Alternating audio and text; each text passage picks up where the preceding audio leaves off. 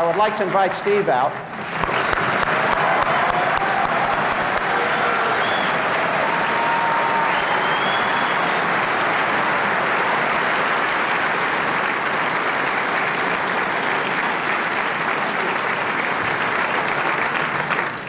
Thank you very much. Let's chat for a few minutes about what we're trying to do here.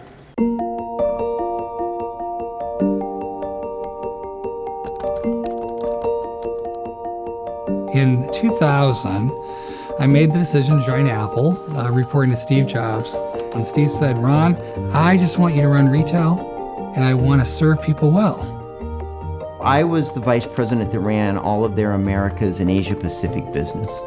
And I would say, you know, I had the best possible role at Apple because Steve liked me and he left me alone. And any other combination of those two things is really uncomfortable at Apple. And so then I really, from day one, spent a lot of time thinking, how do I bring my faith to the customer? How do you make love visual through work? And that's what we did at the Apple Store. I had been trained at the Harvard Business School, and I understand how secular people managed. I had to think through, how do I translate the gospel into a secular world? We spent a lot of time trying to figure out, why are we doing these stores? What is the mission? It was never about making money. We came down to two simple words: enrich lives. We're gonna enrich lives. And if you think of walking in an Apple store, you see people and you see products, and that's it. Well, the design of that was to connect people. So we had to get everything out of the way or that wouldn't happen, right? People come to the Apple store. Why? Because they love the relationship they have with that employee. It's really deep. It's really personal. That employee is looking not in your pocketbook, they're looking in your heart. And they're trying to make your life a little better. And that was what Enriching Lives could do. And it was really gratifying to see us take that mission, build it out, and end up creating the most productive retail stores ever created.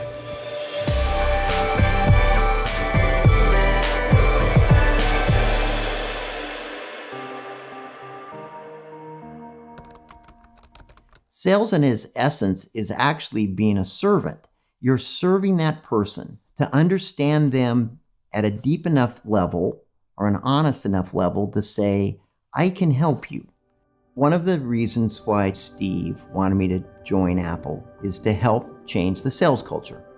They had had some ethical problems in the previous year and a half. So I came in and said, all right, I'll change it, but I'm going to change it my way.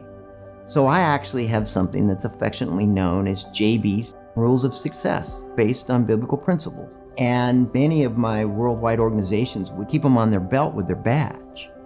And what it did is it gave them principles to think about how we wanted them to act when it wasn't so clear what they should do. And for the most part, it really worked. So that's what I wanted to show you today. Thank you very much. Thank you very much. Both Tim and Steve particularly are very deep thinkers and have thought a lot about faith and belief, both really open to asking hard questions about, well, how does that really work? And if that's true, why this? Which are exactly the questions we all should be asking, right? And Steve was one of the most intentional people I've ever met.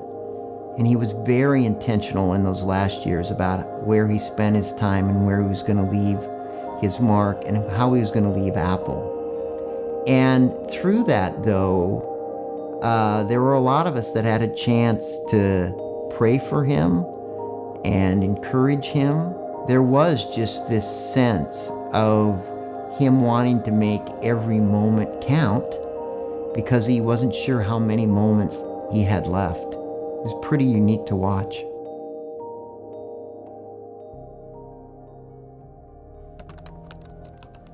You have to ask the question, how do you love your neighbor at work? Who is your neighbor at work? A neighbor is someone who happens to be in the walk of your life. So when I see someone getting help at the Genius Bar at an Apple store, our genius is not fixing a computer, they're restoring a relationship. And when they do that and you see those two people together, that's love made visual, right? The words we want to hear most at the end of our life is, "Well done, thy good and faithful servant." Now, the wonderful thing about that doesn't have anything to do with power or money or affluence or influence or any of that, because the Lord gets to decide all of that. He can take anybody he wants and put them in any spot he wants. What Christ did, when I look at, the gospel, he saw a need, he helped. When you make love visual at work, you focus on what Christ did, you identify problems and you help, right? You help people.